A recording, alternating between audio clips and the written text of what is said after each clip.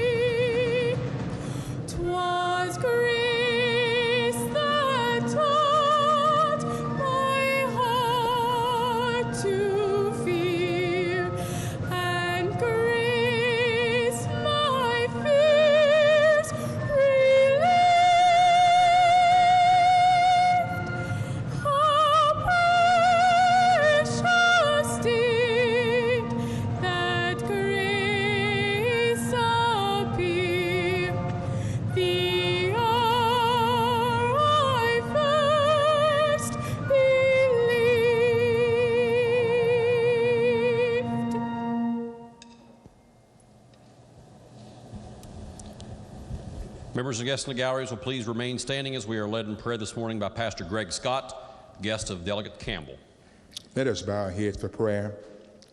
Sovereign God, the author of liberty, the supreme being of the world, we have gathered together here this morning in the beautiful West Virginia's capital, state capital, in this historic chamber to ask your blessings upon all of mankind, both Democrats and Republicans, all are present here today. We thank you for the wisdom and wonderful leadership of our governor, the Honorable Jim Justice, and First Lady Kathy Justice.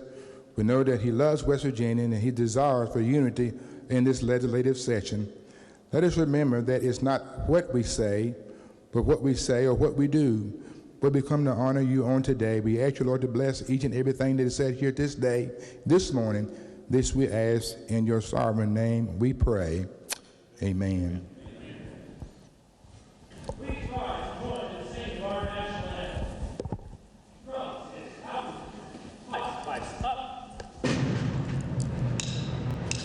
Oh, say, can you see by the dawn's early light what so proudly we hailed at the twilight's last gleaming, whose broad stripes and bright stars through the perilous fight o'er the ramparts we watched were so gallantly streaming, and the rockets twinkling, the bombs bursting in air, gave proof through the night that our flag was still there.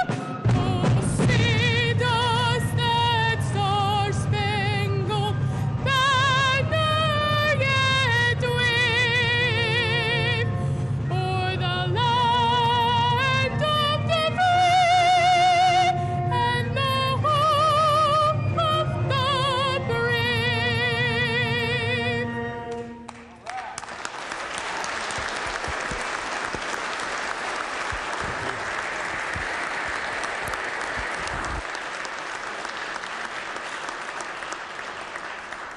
All members and guests will please remain standing as we are led in the Pledge of Allegiance by the gentleman of the 42nd, Doug Campbell. Thank you, Mr. Speaker. Will everyone please join me for the pledge to the greatest country on earth? I pledge allegiance to the flag of the United States of America and to the republic for which it stands, one nation under God, indivisible, with liberty and justice for all. Members and guests may be seated.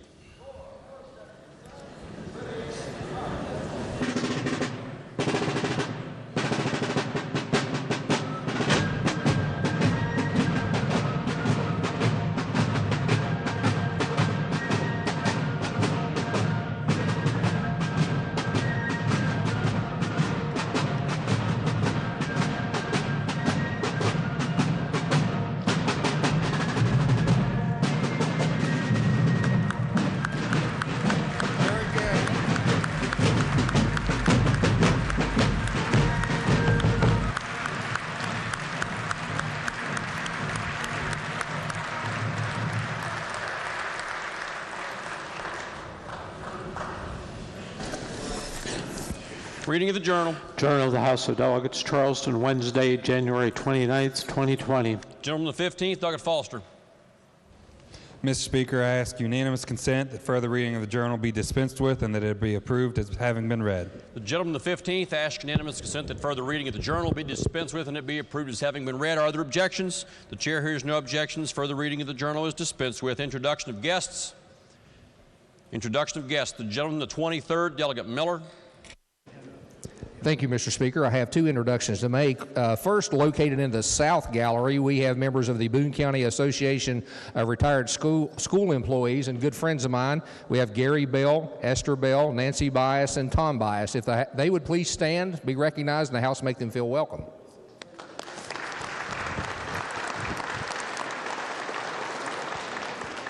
Mr. Speaker, next I have some pages here representing Sherman Elementary School here today. If they would stand and be recognized when I call their name: Juliet Brown, Hayden Keith, Oliver Harless, and Kiara Stewart. If they would please stand in the House, make them feel welcome.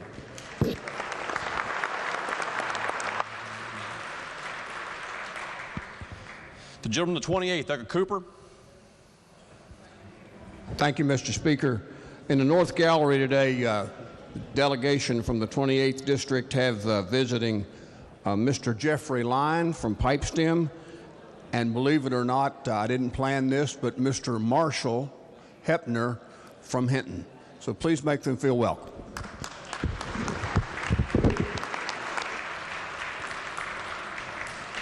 The gentleman to 7th, Doug Barnhart.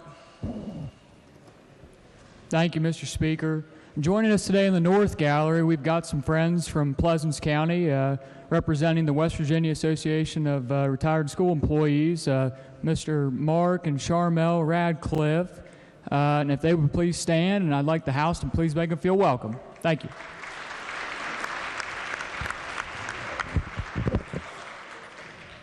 The gentleman to 34th, Doug Boggs. Thank you, Mr. Speaker. I'm very, very happy today to have retired school employees here from Gilmer and Braxton counties, and they're in the South Gallery. If they would stand, first from Gilmer County, Mr. Speaker, on your behalf as well. We have Marie Schimmel, we have Sharon Moyers and Dixie Moyers, if you would stand, and also from Braxton County, we have Tom Martzel, Beth Adkins, Marty Wine, Janice Hughes, Pat McPherson, Mary Talbot, and Rodney Skidmore, and they're accompanied by my wife, Jean. If they would all stand, please make them all welcome.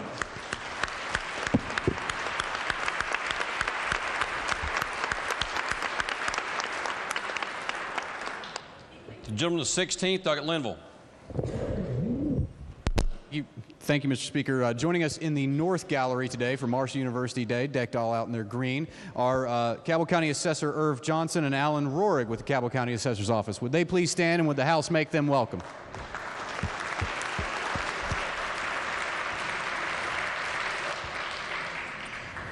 The gentleman to 12th, Doug Westfall. Thank you, Mr. Speaker. In the South Gallery, we have 5 retired teachers from Jackson County. Will they please rise and be recognized, and will the House make them feel welcome? Thank you.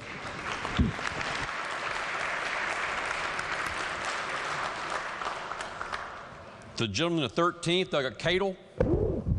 Thank you, Mr. Speaker. In the North Gallery today, I have a gentleman here with AARP. He's also a constituent of mine. Lives in downtown Leetart. Would you stand up, please, Roger Calhoun? Make him welcome. Thank you.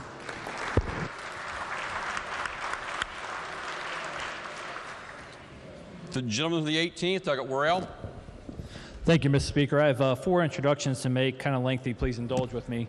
Today on Marshall Day, we have Parker D'Antoni. He's a senior secondary education and applied mathematics major from St. Albans. He's the current Mr. Marshall, former fraternity president, and has served as an assistant to the Herd men's basketball team for several years. I think there's a commonality in the last name there. Maybe that's why.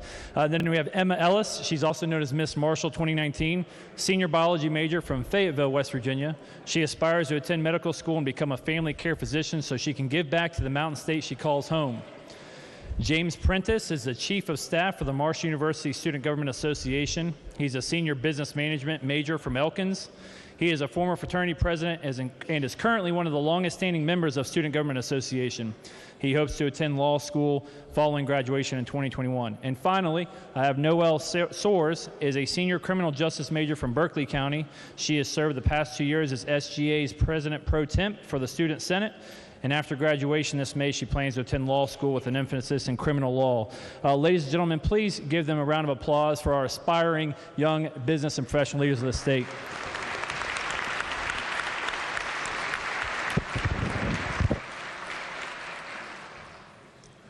The gentleman to 17th, Doug Lovejoy.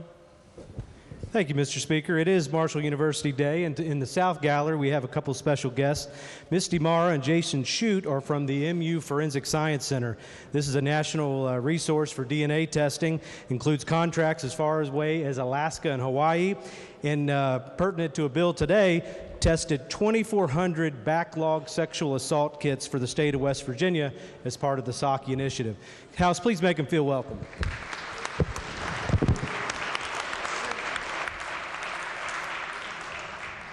The gentleman to 48th, Doug Miley. Thank you, Mr. Speaker. On behalf of the Harrison County delegates, we have once again with us in the South Gallery Bob Worsburn, who's down here for the AARP. Would the House make you feel welcome?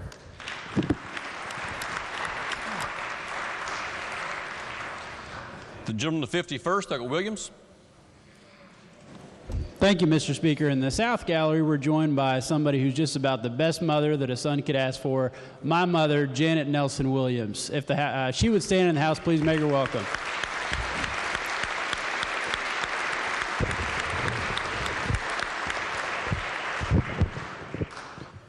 The gentleman, the 26th, Douglas Evans. Thank you, Mr. Speaker. It's my pleasure to introduce my dear friend Ann Pauley with AARP. She's on the Executive Council from Princeton, West Virginia. Ann, would you stand and be recognized?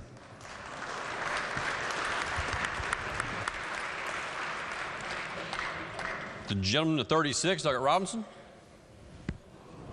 Thank you, Mr. Speaker. Today in our South Gallery, we have Denise Hansen.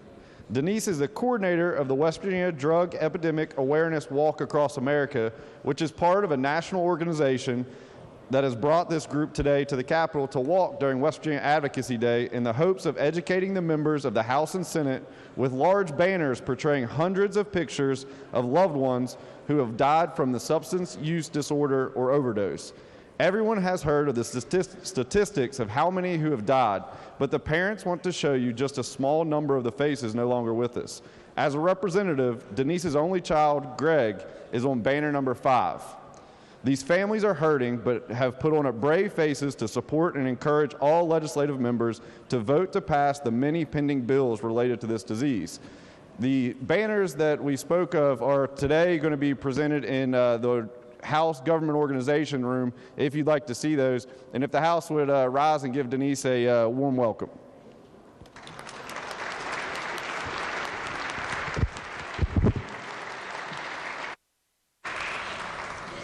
The gentleman, the 24th, Douglas Rodriguero. Thank you, Mr. Speaker. On behalf of Delegate Tomlin and myself, we have a page from South Man Elementary paging for us. Her name is Bella Miller. She's accompanied by her mother, Beth Aldridge, and her grandmother is also with them, Janelle Aldridge. Would the floor please make them welcome? Thank you.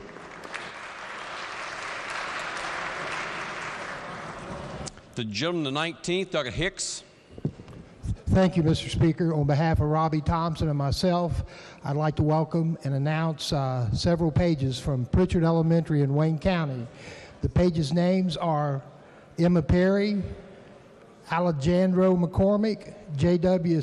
Fry, Ruth Fry, Madison Odell, Alex Lyons, Braxton Spalding, and Brady Dixon. House, please give them a hearty welcome.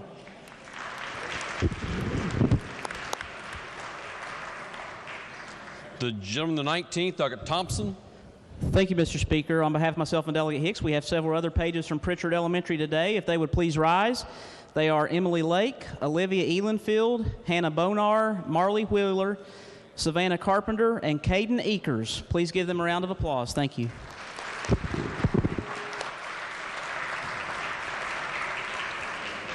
The lady in the 36th, Douglas Eastep Burton.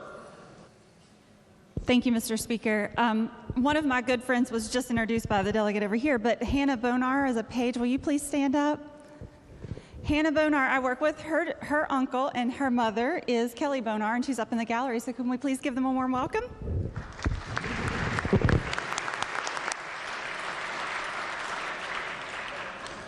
The gentleman, the 22nd, Douglas Jeffries. Thank you, Mr. Speaker. I'm pleased to introduce our doctor of the day. It's Hisham Amin from Charleston. If he would stand here in the back, and the House make him welcome. The lady in the 32nd, Douglas Staggers. Thank you, Mr. Speaker. From the great 32nd District, where all the women are strong and the men are good looking, I have a page today. I think he's paging. His name is A.J. Bain. I watched him grow up, and sitting in the West Gallery so they can be closer to heaven are his parents, Jesse and Lee. If they'll stand and we all give them a great welcome.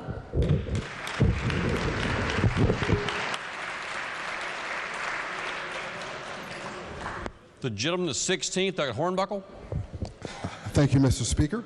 Today with us in the South Gallery have a great friend in Mr. Dennis Chapman, here with the retired public employees. House, please make him feel welcome.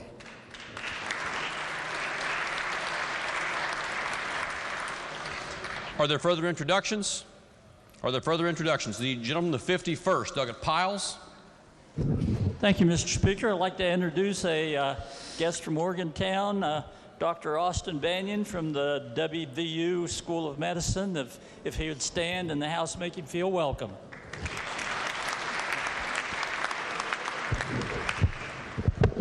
Are there further introductions?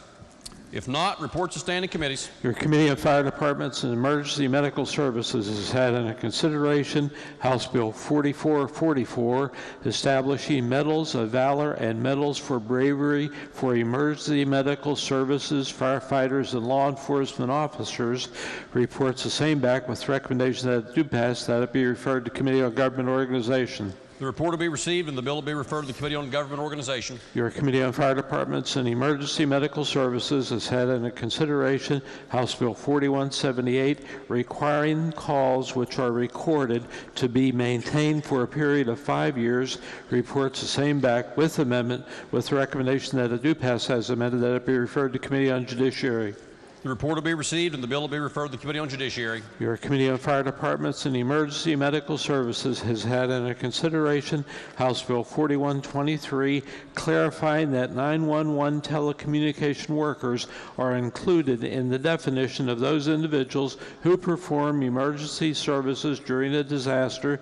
Reports the same back with recommendation that it do pass, that it be referred to the Committee on Health and Human Resources. The report will be received and the bill will be referred to the Committee on Health and Human Resources. Your Committee on Senior, Children, and Family Issues has had under consideration House Bill 4377, the Protection of Vulnerable Adults from Financial Exploitation Act. Reports the same back with amendment with recommendation that it do pass, that it be referred to Committee on Judiciary. The report will be received and the bill will be referred to the Committee on Judiciary. Your Committee on Senior, Children, and Family Issues has had under consideration House Bill 4362, relating to penalties for neglect, emotional abuse, or death caused by a caregiver. Reports the same back with recommendation that it do pass, that it be referred to Committee on Judiciary. The report will be received. The bill will be referred to the Committee on Judiciary. Your Committee on Political Subdivisions has had under consideration House Bill 4137, allowing counties to store and maintain voter registration records in a digital format. Reports back a committee substitute, therefore, with recommendation that the committee substitute do pass. The report will be received.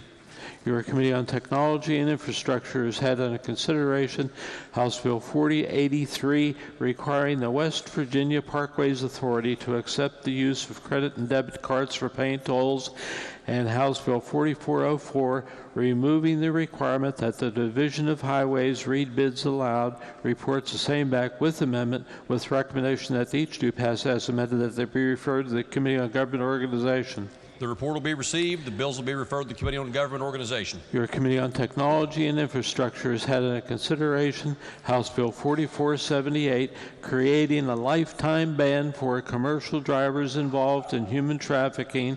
Reports the same back with amendment with recommendation that it do pass as amended, that it be referred to Committee on Judiciary. The report will be received. The bill will be referred to the Committee on Judiciary. Your Committee on Education has had under consideration House Bill 4412, relating to education benefits to members of the West Virginia Army National Guard and West Virginia Air National Guard. Reports the same back with recommendation that it do pass. The report will be received. Your Committee on Finance has had under consideration House Bill 4001, creating West Virginia Impact Fund. Reports back to committee substitute, therefore, with recommendation that the committee substitute do pass. The report will be received. Your Committee on Health and Human Resources has had under consideration House Bill 4102, relating to opioid antagonists. Reports back to committee substitute, therefore, with the recommendation that the committee substitute do pass. The report will be received. Your Committee on Judiciary has had under consideration House Bill 2164, clarifying that appeals to the Supreme Court are a matter of right. Reports the same back with recommendation that it do pass. The report will be received. Your Committee on Judiciary has had under consideration House Bill 2892, including digital and virtual information in the definition of property that can be searched and seized by a warrant. Reports back to committee substitute, therefore, with recommendation that the committee substitute do pass. The report will be received. Are there further reports of standing committees? If none, reports of select committees, messages from the executive, Messages from the Senate. The Clerk of the Senate announces the passage by the Senate of Committee Substitute for House Bill 2696, creating an additional index system for state-owned lands, passed without amendment. The message will be received. The Senate has passed with amendment House Bill 4130, relating to competitive bidding for government construction contracts arising out of declared states of emergency. The message will be received. Lady from the 49th. Thank you, Mr. Speaker. I ask unanimous consent that the bill be taken up for immediate consideration. The lady from the 49th asks unanimous consent that further consideration of House Bill 4130 be taken up for immediate consideration. Are there objections? The chair hears no objections. Lady from the 49th. Thank you, Mr. Speaker. The purpose of House Bill 4130, as you may recall, related to competitive bidding for government construction projects arising out of declared states of emergency. The Senate amendment adds a proviso that in the event of a performance bond is not required, then a document certifying that all subcontractor claims have been satisfied before final payment is released to the contractor. Therefore, Mr. Speaker, I move the House concur with the Senate amendment. The question before the House is the lady's motion that the House concur in the Senate amendments to House Bill 4130. This is a debatable question. Are there members who wish to speak to the amendment? If not, the question is on adoption of the amendment as explained by the lady from the 49th. Those in favor of the amendment will say aye. Aye. Those opposed will say no. The ayes have it. The chair declares the amendment adopted. The question before the House now is the passage of the bill as amended by the Senate and concurred in by the House. Are there members who wish to speak to the passage of the bill as amended by the Senate and concurred in by the House? If not, the question is, shall the bill pass? Those in favor will vote aye. Those opposed will vote no. The clerk will prepare the machine.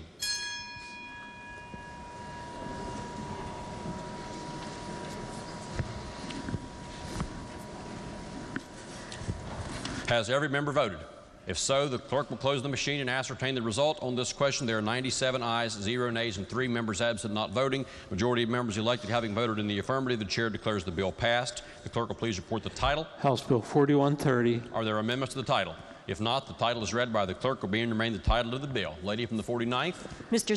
Speaker, I move the bill take effect from its passage. The lady from the 49th has moved that the bill be made effective from passage. Those in favor will please vote aye. Those opposed will please vote no. The clerk will prepare the machine.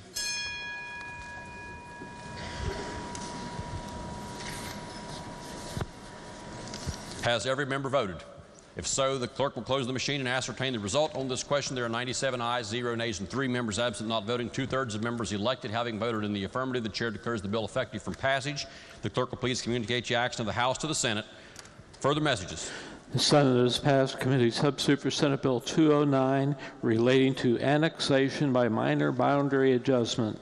The message will be received. The bill will be referred to the Committee on Political Subdivisions, then the Committee on Government Organization. The Senate has passed Committee Substitute for Senate Bill 241, requiring State Board of Education to develop method for student transportation costs as standalone consideration. The message will be received. The bill will be referred to the Committee on Education.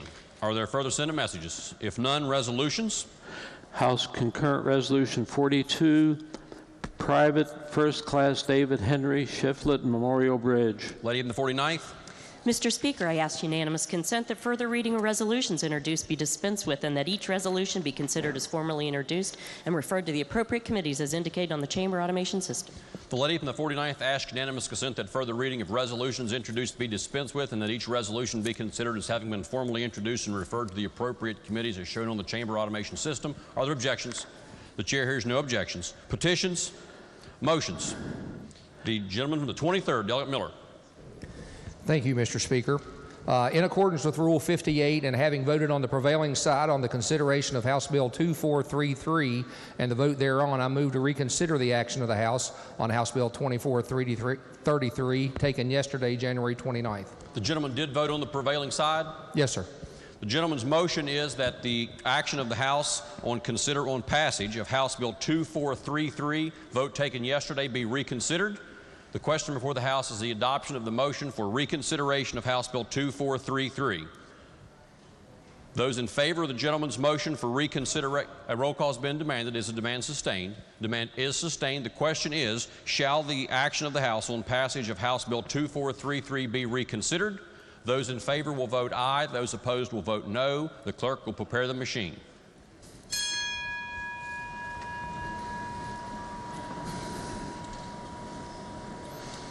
Has every member voted? If so, the clerk will close the machine and ascertain the result. On this question, there are 46 ayes, 52 nays, 2 members absent not voting. Less than a majority having voted in favor, the chair declares the motion lost. Are there further motions? Bills introduced. House Bill 4602, increasing the penalty for DUI causing death when the child is present. Lady in the 49th. Mr. Speaker, I ask unanimous consent that the further reading of bills introduced be dispensed with and that each bill be considered as formally introduced and referred to the appropriate committees as indicated on the chamber automation system. The lady from the 49th asks unanimous consent that further reading of bills introduced be dispensed with and that each bill be considered as having been formally introduced and referred to the appropriate committees as shown on the chamber automation system. Are there objections? The chair hears no objections. Unfinished business. If none, bills on third reading. Committee substitute for House Bill 4026, exempting business transporting scrap tires, waste tires, or other used tires from certain statutory provisions. Are there objections to having the bill explained in lieu of having it read? The chair hears no objection. The gentleman, the 56, Douglas Howe, to explain the bill. Thank you, Mr. Speaker. The purpose of the bill is to exempt businesses relating to transporting scrap, waste, or other used tires for storage, disposal, recycling from locations from certain statutory Public Service Commission provisions. Additionally, the bill exempts the motor vehicles operated under contract with the West Virginia Department of Environmental Protection exclusively for the cleanup and transportation of waste tires from the state-authorized waste tire remediation and cleanup projects. I urge passage. The question before the House is, shall the bill pass? Are there members who wish to speak to the passage of the bill?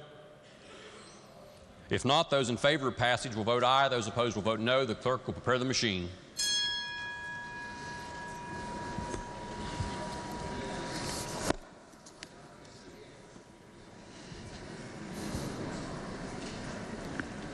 Has every member voted? If so, the clerk will close the machine and ascertain the result. On this question, there are 96 ayes, 2 nays, and 2 members absent not voting. A majority of members having voted in the affirmative, the chair declares the bill passed. The clerk will please report the title. Committee substitute for House Bill 4026. Are there amendments to the title? If not, the title is read by the clerk will be and remain the title of the bill. The clerk will please communicate the action of the House to the Senate and request concurrence therein. Next bill on third reading. House Bill 4353, creating a rational nexus requirement between prior criminal conduct and initial licensure decision-making. Are there objections to having the bill explained in lieu of having it read? The chair hears no objection. The gentleman, the 56, Douglas Howe, to explain the bill. Thank you, Mr. Speaker. The purpose of this bill is to continue the work undertaken in prior sessions, which requires the Chapter 30 boards to only deny licensure of applicants if the crime bears a rational nexus to the licensure being sought. Specifically, this bill requires the Department of Motor Vehicles, Racing Commission, Department of Labor, Lottery Commission, Insurance Commission, and the Commissioner of Financial Institutions to only deny license for crimes relevant to the licensing being sought by the applicant. I urge passage. The question before the House is, shall the bill pass? Are there members who wish to speak to the passage of the bill? If not, the question is, shall the bill pass? Those in favor will vote aye. Those opposed will vote no. The clerk will prepare the machine.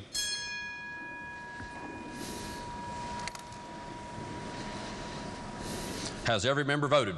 If so, the clerk will close the machine and ascertain the result. On this question, there are 97 ayes, 1 nay, and 2 members absent not voting. Majority of members having voted in the affirmative, the chair declares the bill passed. The clerk will please report the title. House Bill 4353. Are there amendments to the title? If not, the title is read by the clerk will be and remain the title of the bill. The clerk will please communicate the action of the House to the Senate and request concurrence therein.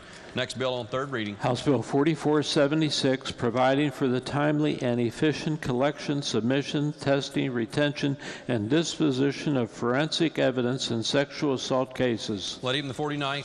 Thank you, Mr. Speaker. I ask unanimous consent to postpone action 1 day. Lady in the 49th asks unanimous consent to postpone action on House Bill 4476 by 1 day. Are there objections? Chair hears no objections. Action will be postponed 1 day. Next bill on third reading. House Bill 4496, removing the specific mandate of the Board of Risk and Insurance Management to purchase liability insurance for the Division of Corrections.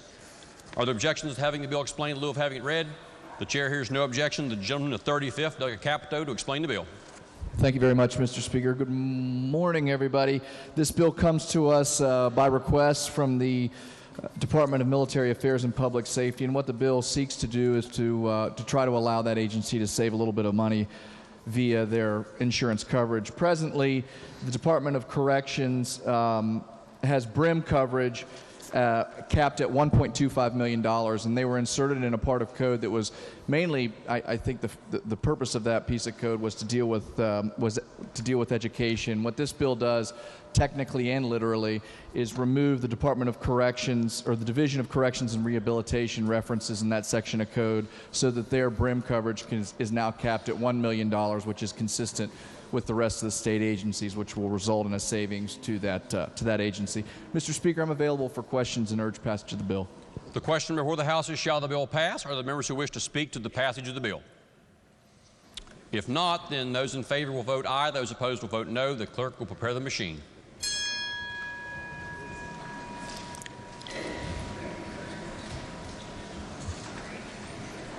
Has every member voted? If so, the clerk will close the machine and ascertain the result. On this question, there are 98 ayes, 0 nays, and 2 members absent not voting. Majority of members having voted in the affirmative, the chair declares the bill passed. Clerk will please report the title. House Bill 4496. Are there amendments to the title? If not, then the title is read by the clerk will be and remain the title of the bill. The clerk will please communicate the action of the House to the Senate and request concurrence therein. Next bill on third reading. House Bill 4501, relating to the ability to refuse offenders for a commitment to jail. Are there objections to having the bill explained in lieu of having it read? The chair hears no objection. The gentleman, the 27th, Douglas Schott, to explain the bill. Thank you, Mr. Speaker. Current Code Section 15A-5-9 provides that the Commissioner of the Divisions of Corrections and Rehabilitation, or any employee of the division having authority to accept offenders in a jail, is not required to accept those offenders if that person appears to be in need of medical attention, and if that offender has refused medical attention, then he or she may not be accepted for detention until a written clearance from a licensed physician reflecting that the offender has been examined and, if necessary, treated, in which states that it's in the physician's medical opinion that the offender can be safely housed in a jail. So the question becomes, what happens to that offender if he's being transported to the facility, but it needs medical treatment but refuses?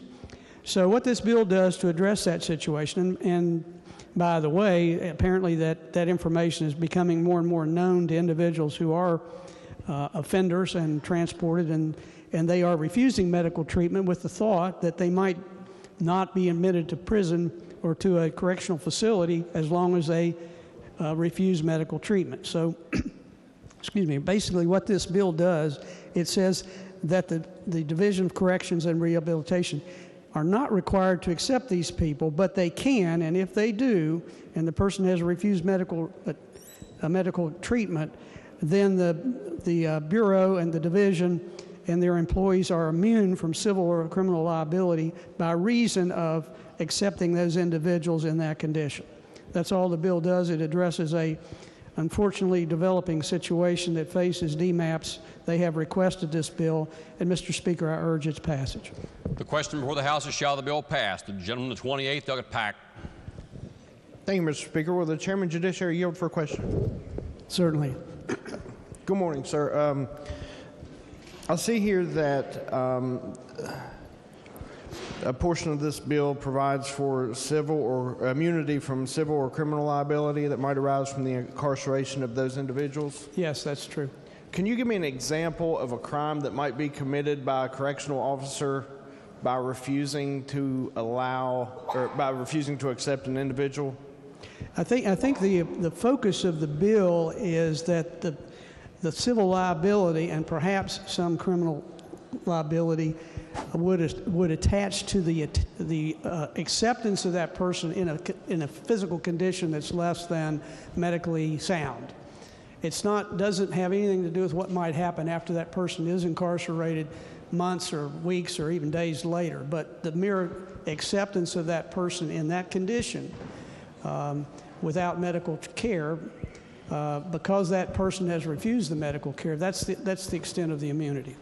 So it would merely provide immunity if someone was accepted, had denied medical care to themselves, and then it would provide immunity from something like negligence or on the part of the correctional officer? Let's suppose that person's medical condition deteriorated to the point that it created a long-term disability or perhaps even death. The refusal to accept that medical care by that individual would trigger the immunity if they accepted him into prison for the consequences of that medical condition. Thank you, sir. Thank you, Mr. Speaker. The gentleman, the 29th, Douglas Steele. Thank you, Mr. Speaker. Yeah, the concerns that I had about the bill revolve, well, to speak to the bill, Mr. Speaker, I wasn't going to ask anybody to yield, but my concerns are kind of what was brought up by the gentleman from the 28th. Here we have a piece of legislation that absolves an actor from complete criminal liability. That's something that's deeply concerning to me. We have a duty to the public, a duty to our constituents to protect them from criminals, but we also have a constitutional charge to prevent cruel and unusual punishment. Those incarcerated individuals, those inmates, are in our care just as much as the citizens of our state are in our care. The personnel at the jails and at the prisons in our state are already covered by qualified immunity. That means if they are acting within the scope of their jobs, then they have absolution from criminal or civil liability for their personal actions, as long as they're acting within the scope of their jobs. That's contained elsewhere in code. What this does is goes far past that and gives them absolute immunity. That is something that's enjoyed by very, very, very few people in very, very few situations. Circuit judges come to mind as individuals that have, in limited circumstances, absolute immunity. I think that the wording of this presents a very dangerous precedent. It was attempted to be amended in committee. The amendment failed for whatever reason. So no, I wasn't going to attempt it on the floor again. But at this point, I can't support this bill because it puts West Virginians, even those who are in jail, in danger. And I think that's something that we need to really pay attention to. The protections are already there. Qualified immunity already exists. There's no point in granting absolute immunity in this situation. Thank you, Mr. Speaker. Lady in the 49th, Douglas Summers. Thank you, Mr. Speaker. Would the chairman yield? Yes. That just brought a question to my mind. Is it immunity only to the time when you're wanting to bring the person to jail, and instead of, they don't want to come see me in the ER, they've been there before. So they want to go to jail and they're hurt, and they're saying, don't they have the right to refuse medical treatment? So they're going to the jail, and then we're saying, if anything happens to you while you're there, we tried to take you, you didn't want to go, so therefore the people are immune. I mean, am I understanding that correctly? Yes, I think I wouldn't go quite so far as anything that happens to you. I think it would be anything that happens to you as a result of your refusal to accept medical care. So just the one instance that you refused, not complete immunity, absolute, like he said. I don't interpret it as absolute immunity. I think the scope of the current law would limit the ability of the official at the prison to accept these people. What we're doing is we're now authorizing them to accept them, but giving them immunity just for the acceptance. Now, if they take the person in and 2 days later hit them over the head with a flashlight, that doesn't cover that act. It's only the act of letting them in when they refuse medical care and appear to need it. Okay, thank you. The gentleman, the 23rd, Douglas Miller. Thank you, Mr. Speaker. Speak to the bill. Yes, gentleman is recognized. I rise in support of this, being a sponsor of this, with some real-life examples of what's taking place. You have state troopers, you have deputy sheriffs, you have city police that may come in contact with an individual that they have to take into custody that may have been scuffed up, may have been in a traffic accident, any means of clear injury, if you will.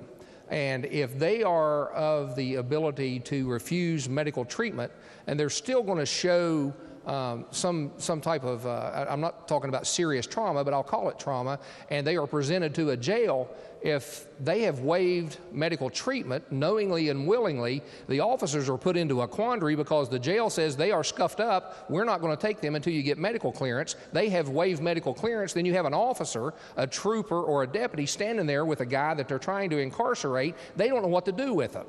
So this is an attempt to clarify that, and I think we've went down a little bit of another rabbit hole in regard to the qualified immunity that the gentleman from Raleigh mentioned. But what we've got, in the middle of the night, we've got officers stuck with arrested individuals at a cost to a county or even a municipality or the state, that they don't know what to do with them. And there are medical staff located at the jails that if something arises after that, they can take care of that. But when they've knowingly and willingly waived medical treatment and nothing is obvious that's going to require immediate medical attention, they are stuck. So this is an attempt to clarify that, to let the officers do their job, let the jails receive them, and I support the bill. Thank you, Mr. Speaker. The gentleman from the 59th, Doug Kump. Thank you, Mr. Speaker. I rise to support the bill. Wasn't going to speak on this issue, but I've spent 17 years in a previous life as a high-security prison case manager. Not only in West Virginia, but in other states of the nation, criminals are getting wise to the situation that if they refuse medical treatment, they have to be released and they get scot-free from their case. This is an issue that's getting worse and worse, and this bill addresses this situation. The gentleman, the 30th, Doug Bates. Thank you, Mr. Speaker. Would the Chair of Judiciary answer a question? Gentleman, yes, I will. Thank you. I'm not on Judiciary, and I thank the Speaker for that.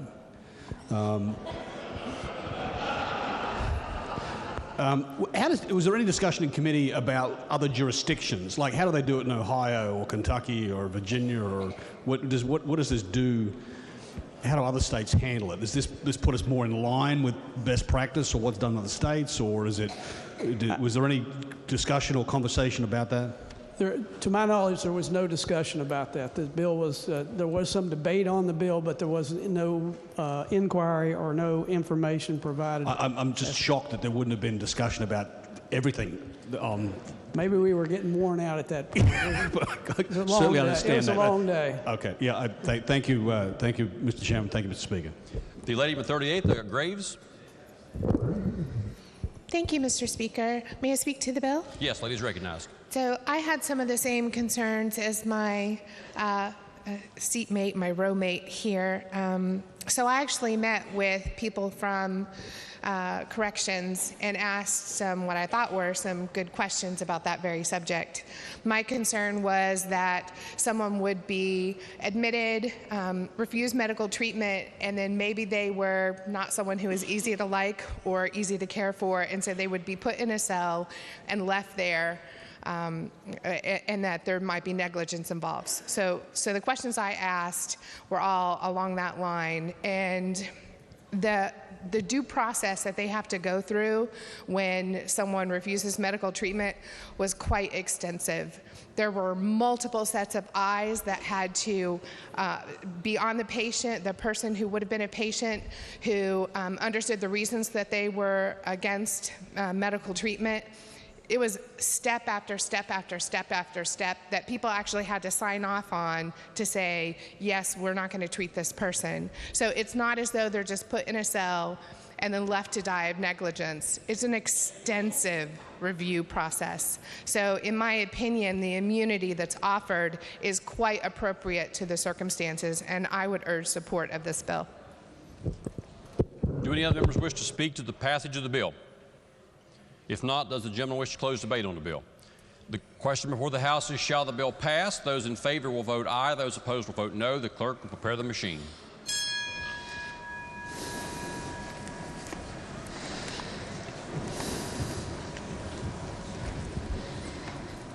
Has every member voted? If so, the clerk will close the machine and ascertain the result. On this question, there are 80 ayes, 18 nays, 2 members absent not voting.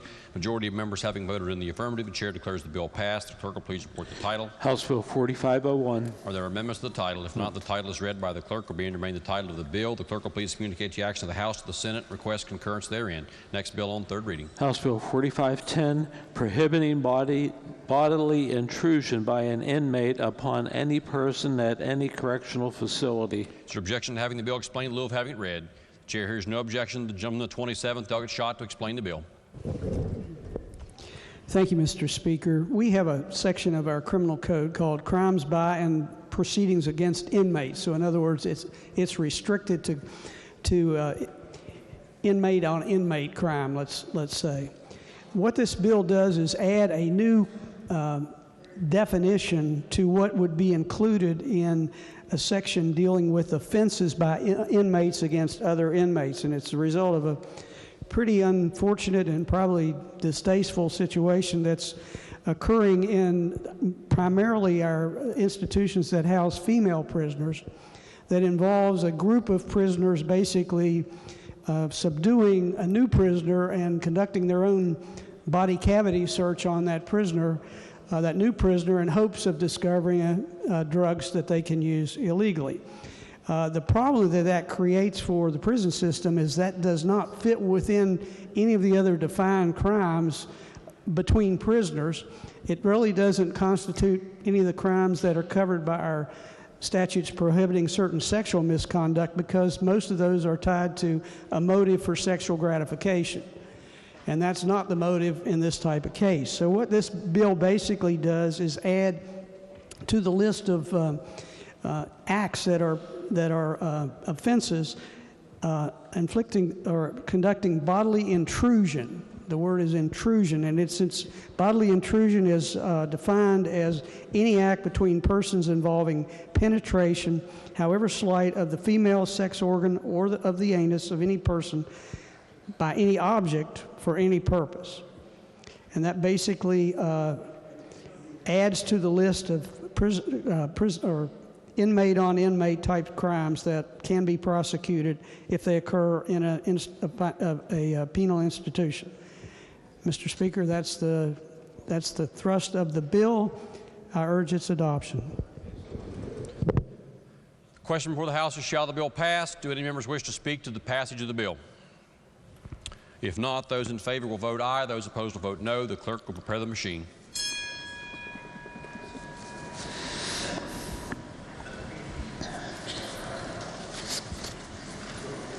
Has every member voted? If so, the clerk will close the machine and ascertain the result. On this question, there are 97 ayes, 0 nays, and 3 members absent not voting. Majority of members having voted in the affirmative, the chair declares the bill passed. The clerk will please report the title. House Bill 4510. Are there amendments to the title? If not, then the title is read by the clerk. Will be entered the title of the bill. The clerk will please communicate the action of the House to the Senate. Request concurrence therein. Ladies and gentlemen, before the clerk proceeds to the reading of bills on second reading, the chair would like to announce to all members that we are aware of a system-wide email outage. We are aware that all Microsoft products that are covered by our House Microsoft site license have been temporarily suspended this morning by Microsoft. We are working with them on that already. Microsoft has accepted our payment for those services, but has had a glitch in their own system and discontinued our access to all those products. We are aware of it. Our House IT staff is already on it, and we'll get those products restored just as soon as Microsoft responds to our request. Let's move on to bills on second reading. Committee substitute for House Bill 2338, allowing the owner of an antique military vehicle to display alternative registration insignia. Are there amendments? Delegate Howell moves to amend the bill on page 1, section 3A, line 7, after the words "and marking accurately" by inserting the following: but not including any vehicles or trailers currently in service. The question before the House is the adoption of the amendment as just read by the clerk. Are there members who wish to speak to the amendment? If not, those in favor of the amendment will say aye. Those opposed will say no. The ayes have it. The chair declares the amendment adopted. Are there further amendments? If not, the bill will be advanced to third reading. House Bill 4179, recognition of emergency medical services personnel licensure interstate compact. Are there amendments? If not, the bill will be advanced. House Bill 4359, increasing the filing fees for insurers. Are there amendments? If not, the bill will be advanced. House Bill 4381, relating to lifetime hunting, fishing, and trapping licenses for adopted children. Are there amendments? Delegate Atkinson moves to amend the bill on page 1, section 7, line 6, by striking out all of subsection B and inserting in lieu thereof the following. For what purpose does the gentleman from the 11th, Delegate Atkinson, seek recognition? I was just going to report this, just technical glitches in the bill. The objection to having the amendment explained, chair hears no objection. Gentleman can proceed. If no further explanation is necessary, the question before the House is the adoption of the amendment. Are there members who wish to speak to the amendment? If not, those in favor of the amendment will please say aye. Aye. Those opposed will please say no. The ayes have it. Chair declares the amendment adopted. Are there further amendments? If not, the bill will be advanced. Next bill on second reading. Committee substitute for House Bill 4470, relating to persons 18 years of age or older in the custody of the Bureau of Juvenile Services. Are there amendments? If not, then the bill will be advanced. Are there further bills on second reading? If none, bills on first reading. Committee substitute for House Bill 3049, improving dissemination of boiled water advisories to affected communities. The bill will be advanced. Committee substitute for House Bill 4059, increasing access to long-acting reversible contraception. The bill will be advanced. Committee substitute for House Bill 4198, permitting a person to obtain a 12-month supply of contraceptive drugs. The bill will be advanced. House Bill 4356, relating to the administration of anesthetics. The bill will be advanced. Committee substitute for House Bill 4434, West Virginia Healthcare Workforce Sustainability Act. The bill will be advanced. Committee substitute for House Bill 4484, relating to the Hazardous Waste Management Fund. The bill will be advanced. House Bill 4600, relating to the definition of the term member regarding distributing premium tax proceeds. The bill will be advanced. House Bill 4601, relating to distribution of premium tax proceeds to municipal policemen's and firemen's pension relief funds. The bill will be advanced. Are there further bills on first reading? If none, leaves of absence. Lady from the 49th. Thank you, Mr. Speaker. For our colleagues, Delegate Mant and Byrd. Are there objections to leaves being granted? The chair hears no objections and leave shall be granted. Remarks by members? Remarks by members. The gentleman, the 42nd, Delegate Campbell. Thank you, Mr. Speaker. I've been a member of the legislature since 2017, and in these 3 years I've listened closely to debate in this chamber and in committee meetings on various pieces of legislation that's important to members in their district. Yesterday, my friend and neighbor from the 44th District spoke in favor of House Bill 2433, and he referenced the state fair in my district of Greenbrier County. For the last 95 years, visitors from all over have come to the Greenbrier Valley to attend our state fair of West Virginia to see the best we have to offer in agriculture, family entertainment, and education.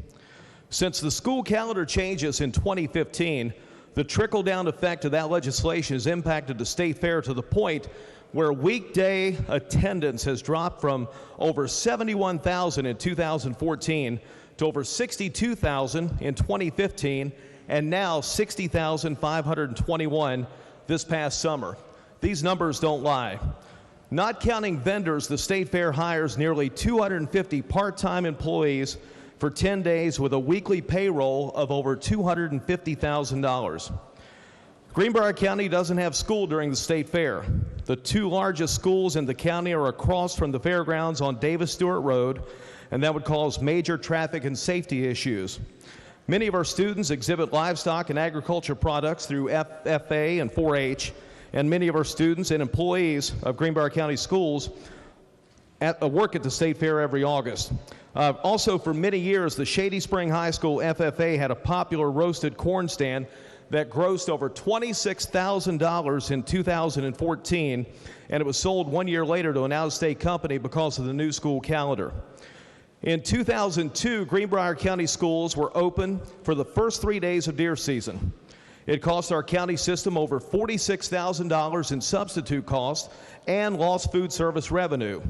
In today's figure, that price tag would likely exceed $60,000. Greenbrier County is the second largest county in West Virginia and has mandatory school bus routes that travel the distance from Lewisburg to San Francisco back to St. Louis every day. Speaking of deer season, in the 2019-2020 school year, 47 West Virginia counties had no school the entire week of Thanksgiving. That's 47 out of 55. 7 counties went 2 days, 1 had 1 day. In 2011, the State Fair had an economic impact to the state of West Virginia of $13.8 million. This isn't just a school-related bill. I've spoken to many in tourism and agriculture who were in full support of this legislation. I trust every member of this legislature to know what's best for their district. I've spoken up and voted in favor of bills because of that trust. House Bill 2433 was important to my district of Greenbrier, Monroe, and Summers counties and the state of West Virginia. Thank you, Mr. Speaker. The gentleman, the 54th, Doggett Hott. Thank you, Mr. Speaker. I had the pleasure of accompanying delegates from the 13th and the 60th last night at the State Police Academy, and I realize that many of you had committee meetings and other obligations that prevented you from doing such. It was very educational, beneficial. It was a learning experience. There were opportunities to see some of the facility as well as have an interactive experience. So I would encourage any of the members of the body who have interest in this facility to get with the delegate from the 13th. He's going to try to put together another day, maybe later this week. Thank you, Mr. Speaker. Introduction of guests. The gentleman, the 44th, Doggett Hannah. Thank you, Mr. Speaker.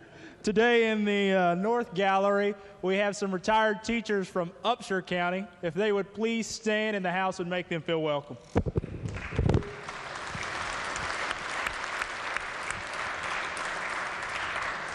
Are there additional introductions? If not, miscellaneous business, yes, lady from the 4th, Doggett Zukoff. Thank you, Mr. Speaker. We have one of our wonderful Marshall County teachers here with us in the gallery. If Josh Gary would please stand up and be recognized. Thank you, Josh.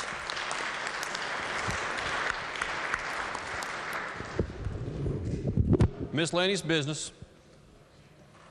If none, lady from the 49th. Thank you, Mr. Speaker. I move, subject to announcements, the House adjourn until 11 a.m. Friday. The question before the House is the lady's motion that, subject to announcements, the House stand adjourned until 11 a.m. on tomorrow morning. Are there announcements? Lady from the 49th. Mr. Speaker, your Rules Committee will meet at 10:45 tomorrow behind the chamber. Lady from the 32nd. Thank you, Mr. Speaker. Your Committee on the Prevention and Treatment of Substance Abuse will meet today at 1 p.m. in the Government Organization Committee Room. The gentleman, the 10th, I got Chris. Thank you, Mr. Speaker. Your Committee on Finance will meet this evening in the East Wing Committee Room at 5 o'clock to run bills. The agenda is posted. Also, your committee tomorrow morning will have a budget hearing dealing in the House Education Committee for a budget presentation from the Department of Revenue and Lottery Commission. Thank you, Mr. Speaker.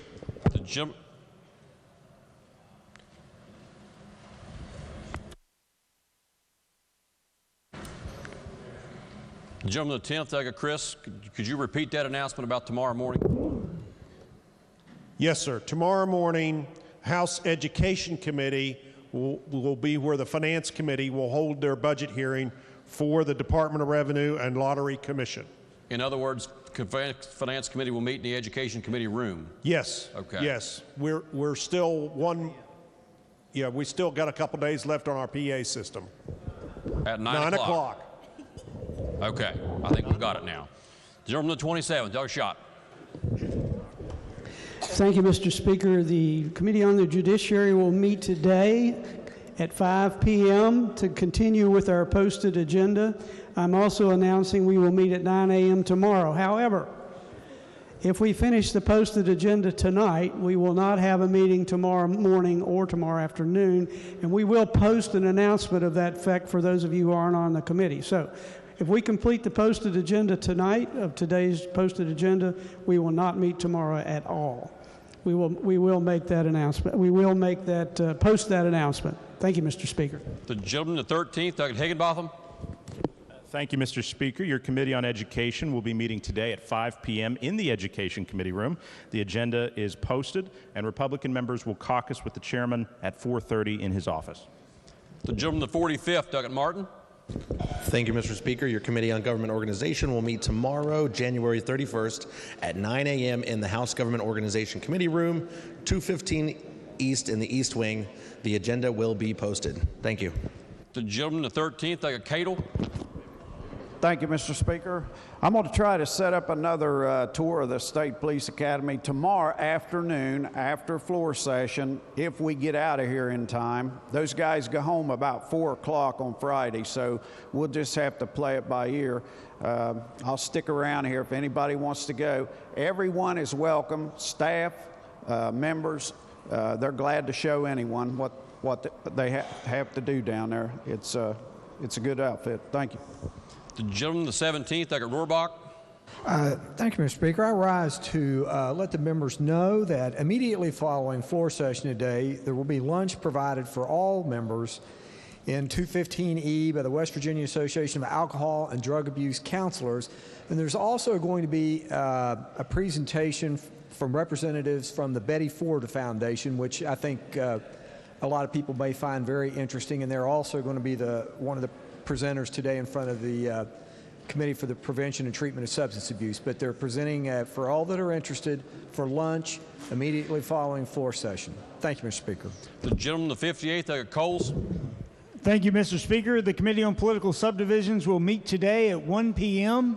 in the House Judiciary Committee room. The agenda is posted. The gentleman, the 10th, Douglas Kelly. Thank you, Mr. Speaker. Your Committee on Energy will meet today at 3 p.m. That is 3 p.m. in the Judiciary Committee room. The agenda is posted. Republican members will meet in the Chairman's office at 2:30. Thank you. Gentleman, the 28th, Douglas Pack.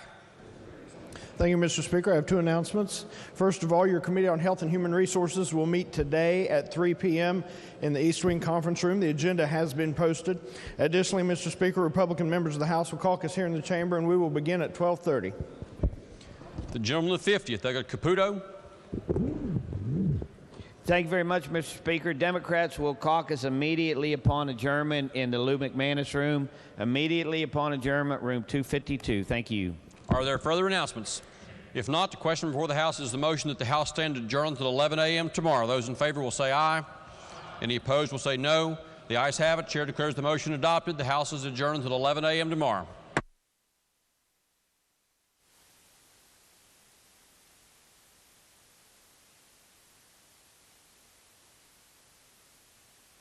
Senate will please come to order. The Senate will please come to order.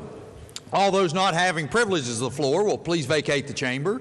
And with those on the floor and our guests in the gallery, please rise as we are led in prayer this morning by Pastor Steve Willis. He's with First Baptist Church of Canova in Canova, West Virginia. And then please remain standing as we are led in the pledge this morning by the Senator from Raleigh County, Pastor Willis. Let's pray. Heavenly Father, I thank you today for our Senate President, for every senator, for the staff and the aides. I also lift up the university in my town, Marshall University.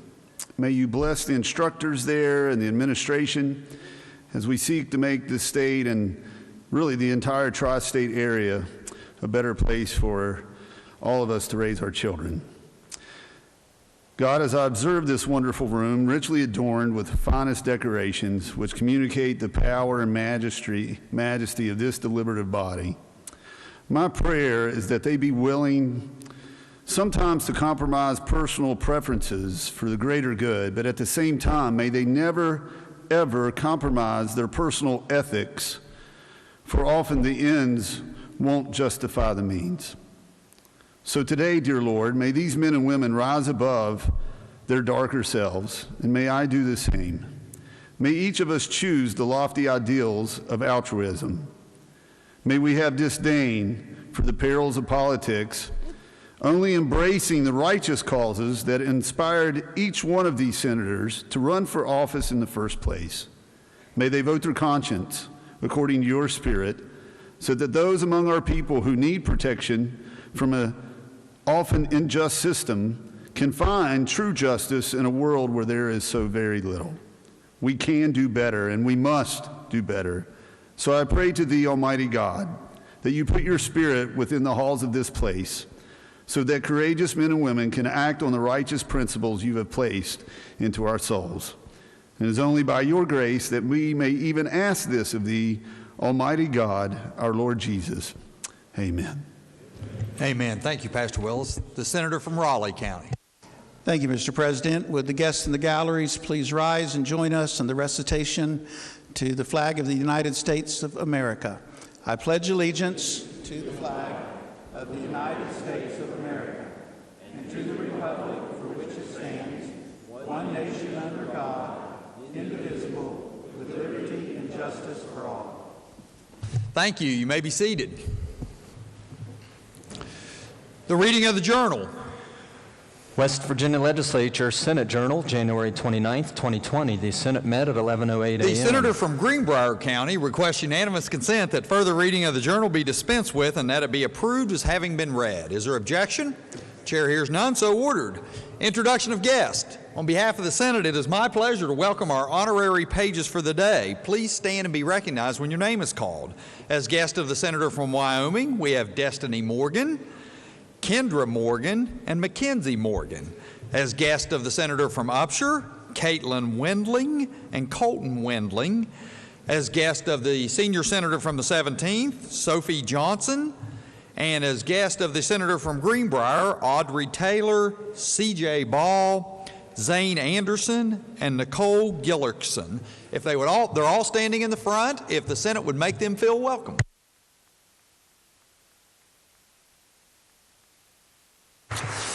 Thank you. You may be seated. Further introductions, the Junior Senator from the 17th. Thank you, Mr. President. On behalf of the Senate, it's my pleasure and yours to introduce our doc for the day. The West Virginia Academy of Family Practice. Today's physician is Hisham Amin in the rear of the chamber. If you wouldn't mind standing, let the Senate give you a warm welcome.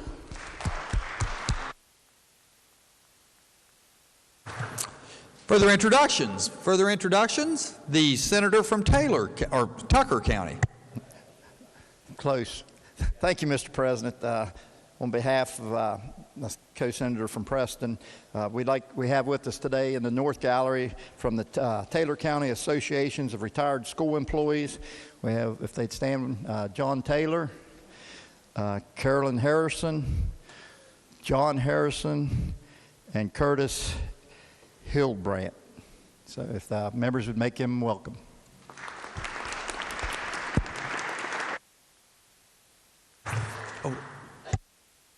Further introductions, Senator from Upshur County. Thank you, Mr. President. I have several introductions to make. We have the parent of our two pages from Upshur County on behalf of the Senator from Nicholas, Charity Wendling. If she'd please stand, she's in the presidential gallery, and the Senate make her welcome.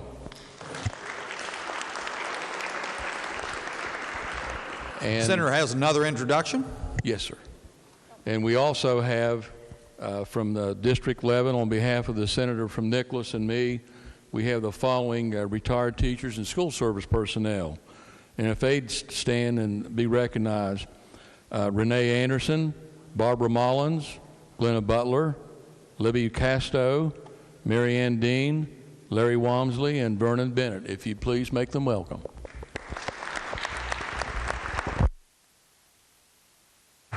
The Senator from Wyoming County. Thank you, Mr. President. On behalf of this junior senator from the 9th, I want to introduce the pages. Parents, Doug and Mackenzie Morgan's parent, Kevin and Faith Morgan, and Kendra Morgan's mom, Angela Lester. Please make them welcome.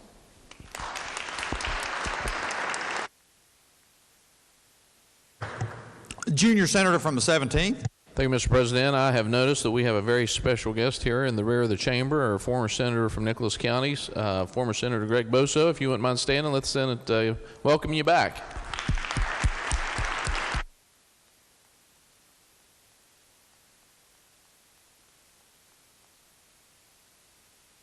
Further introductions. The Senior Senator from the 5th. Thank you, Mr. President. On behalf of this being Marshall University Day, we have some students that are here in the gallery, and if they would stand when I call their name, there'll be 4 that I'll be introducing. These are the officers at Marshall University.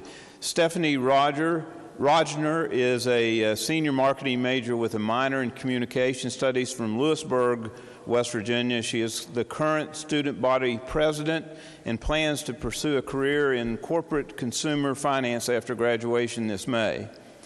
Anna Williams, the current student body vice president, is a junior communications studies English double major from Richmond, Virginia, and she plans to attend law school and pursue a career in policy, community planning, and poverty law following her graduation in 2021. Joe Trimmel, the Student Government Association parliamentarian, is a senior biology major from Iowa. Upon graduation this May, she plans to pursue a career in environmental research and resource management to help inform public policy. The final one is Jacob Jatima, Sergeant of Arms for the Student Government Association, is a junior biology major from Ona, West Virginia, and he plans to attend medical school after graduation and has recently filed his candidacy to pursue a House of Delegates seat in District 16. Would you stand and be welcome?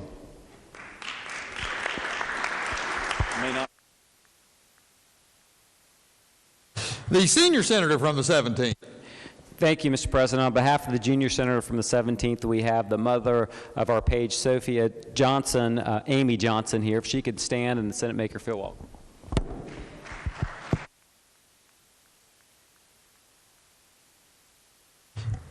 Excuse me. The senior senator from the 16th. Thank you, Mr. President. On behalf of the senator from Jefferson and I are very pleased to have a special guest in the gallery today from Berkeley County, Marty Steiner. If she'd stand and receive a warm Senate welcome. The senator from Monroe County. Thank you, Mr. President. I have a special guest today with us that about 4 years ago, I guess, when I was chair of education, met this gal, and she's been an inspiration. I call her my hero, and she's here today. She's from the Huntington area with her parents, Travis and his wife, Travis Alston and his wife. Could you all please make welcome my good friend who has helped us with cochlear implant legislation on both sides of this Capitol. She just turned 13 on Monday, Miss Ella Alston.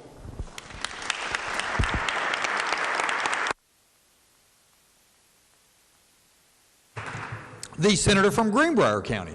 Thank you, Mr. President. On behalf of the senator from Monroe, I'd like to introduce the mother and teacher of our pages who are here today, Miss Leanne Anderson. If she would please stand so the Senate could make her feel welcome.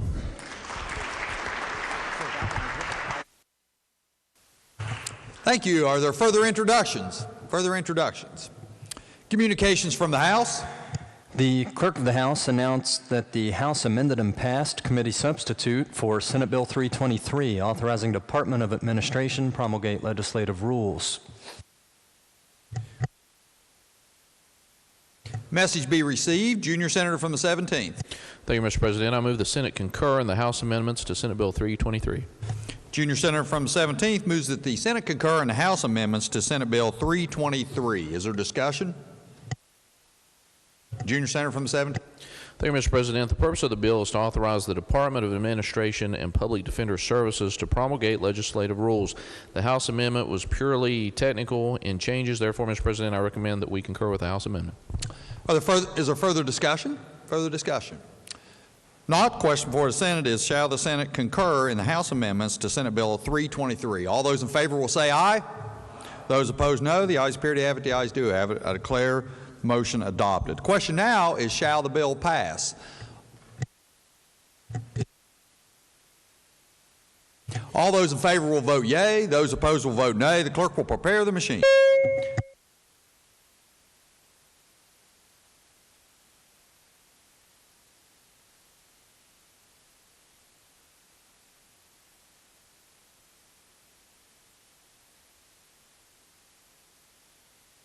Has every member voted? Has every member voted? If so, the clerk will close the machine and ascertain the results. On this question being 33 yeas, 0 nays, 1 absent and not voting, more than the majority of those elected having voted in the affirmative, I declare the bill passed. Clerk will Junior Senator from 17. Thank you, Mr. President. I move the bill be made effective from passage on question unanimous consent that the roll call used on passage of the bill be used to make it so effective. Junior Senator from the 17th moves that the bill be made effective from passage and requests unanimous consent that the roll call used on passage of the bill be used to make it so effective. Is there objection? Chair hears none. On this question, there being 33 yeas, 0 nays, 1 absent not voting, more than 2/3 of those elected having voted in the affirmative, I declare the bill effective from passage. Clerk will communicate the action of the Senate to the House. Are there further House messages? Yes, sir. The Clerk of the House announced the passage by that body of committee substitute for House Bill 2419 relating to the authorization to release a defendant or a person arrested upon his or her own recognizance. Message be received, referred to the Committee on the Judiciary. Committee substitute for House Bill 2877 relating to charging a fee for parking in an accessible parking space bearing the international symbol of access.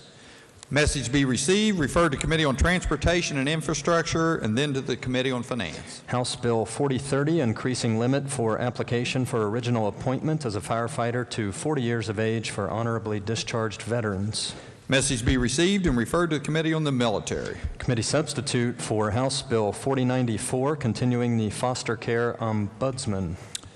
Message be received, referred to the Select Committee on Children and Families with a second committee reference to the Committee on Finance. Are there further House messages? No, sir. Communications from the Executive?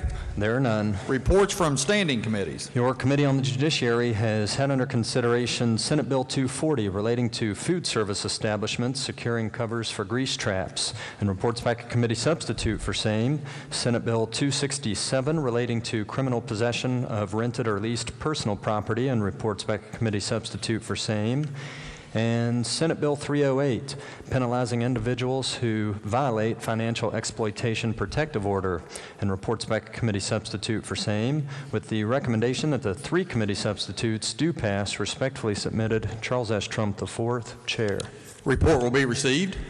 Your Committee on the Judiciary has had under consideration Senate Bill 275, creating Intermediate Court of Appeals, and reports back a committee substitute for same, with the recommendation that the committee substitute do pass, but under the original double committee reference, first be referred to the Committee on Finance. Respectfully submitted, Charles S. Trump IV, Chair. Report will be received, referred to the Committee on Finance. Your Committee on Economic Development has had under consideration Senate Bill 510, making permanent land reuse agency or municipal land bank's right of first refusal on certain tax sale properties, and reports the same back with the recommendation that it do pass. Respectfully submitted, Chandler Swope, Chair. Report will be received. Your Committee on the Judiciary has had under consideration Senate Joint Resolution 7, preserving the separation of powers amendment, and reports back a committee substitute for same, with the recommendation that the committee substitute be adopted, but under the original double committee reference, first be referred to the Committee on Finance. Respectfully submitted, Charles S. Trump IV, Chair. Report will be received. The Senior Senator from the 15th. Thank you, Mr. President. I ask unanimous consent that the second reference to the Committee of Finance be dispensed with, and that the resolution is revenue neutral. Is there objection? Chair hears none, so ordered. Further reports? No, sir. Reports from Select Committees? There are none. Introduction of bills. The Junior Senator from the 17th. Thank you, Mr. President. I request unanimous consent that Senate Bill number 657 through 668 be considered introduced, read by their titles, and referred to the appropriate committees as shown on the chamber automation system. Junior Senator from the 17th moves that, or requests unanimous consent that Senate Bill number 657 through Senate Bill number 668 be considered introduced, read by their titles, and referred to the appropriate committees as shown on the chamber automation system. Is there objection? Chair hears none, so ordered.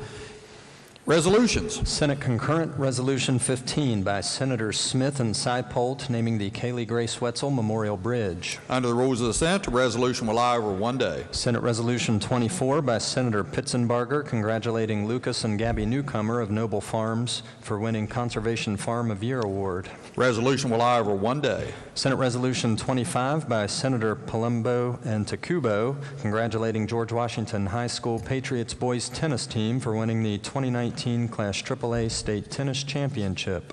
Resolution will lie over one day. Senate Resolution 26 by Senators Palumbo and Takubo, congratulating the George Washington High School Patriots volleyball team for winning the 2019 Class AAA State Volleyball Championship. Under the rules of the Senate, the resolution will lie over one day. Senate Resolution 27 by Senators Palumbo and Takubo, congratulating George Washington High School Patriots boys soccer team for winning the 2019 Class AAA State Championship. Under the rules of the Senate, the resolution will lie over one day. Are there further resolutions? No, sir. Motions? Petitions? There are none. Unfinished business? Senate Concurrent Resolution 10, requesting study of current West Virginia laws relating to anti-bullying measures in schools.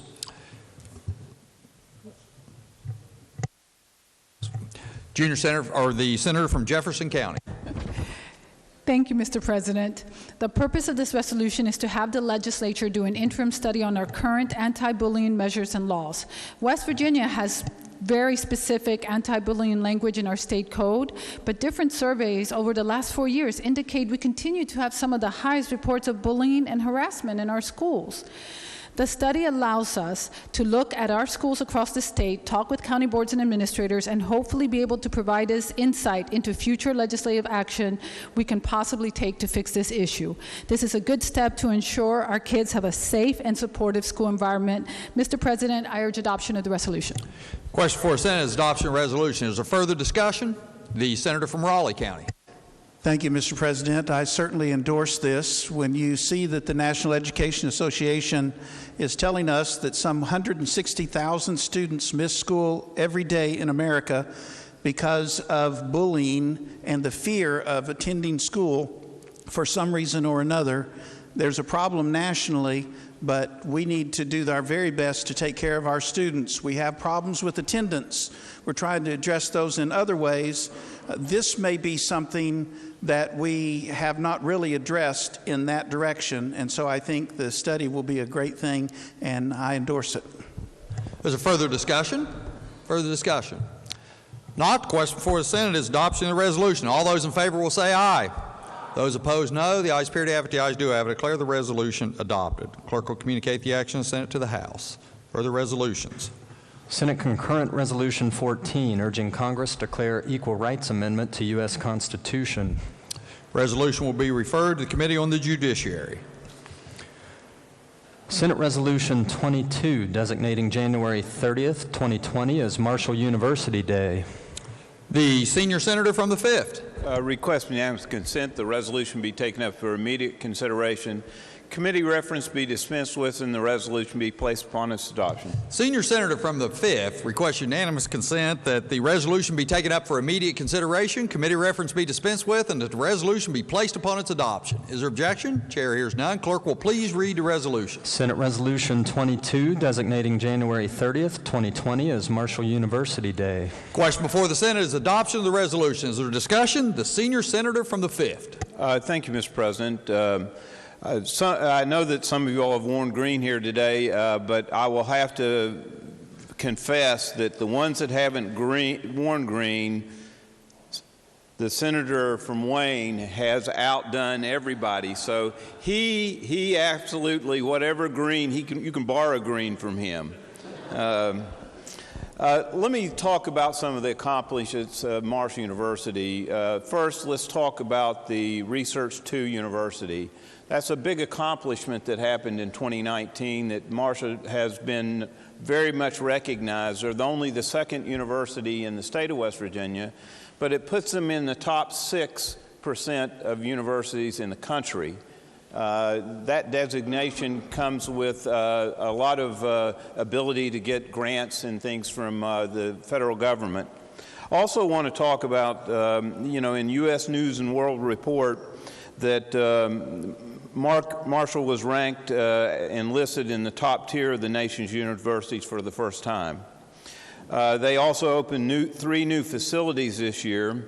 The School of Pharmacy, Fairfield Landing, a graduate student housing complex, and one that is Also a alumni of Marshall, but an alumni of my high school, CK High School, Brad Smith, the incubator, business incubator. And Brad Smith's contributions to society in general, but to Marshall University have been huge. And not only is he a great steward of West Virginia and Marshall University, he's as good a person as he is a steward for this state and for the university.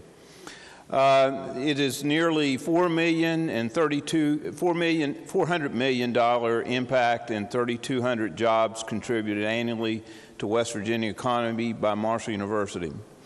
Let me stop and take just a point of privilege to say that there's 3 or 4 centers that really need to be looked at that we have cut funding over the last number of years, and that we really need to look at trying to do something for them. The Autism Training Center, that is recognized nationally, internationally for the best autism training center in arguably the world, and what they have done for autism and the students that are there are pretty phenomenal. I would also like to talk about the Luke Lee Learning Center, the interocular, for ears and hearing. It's the new way of what children can learn, and the impact is great.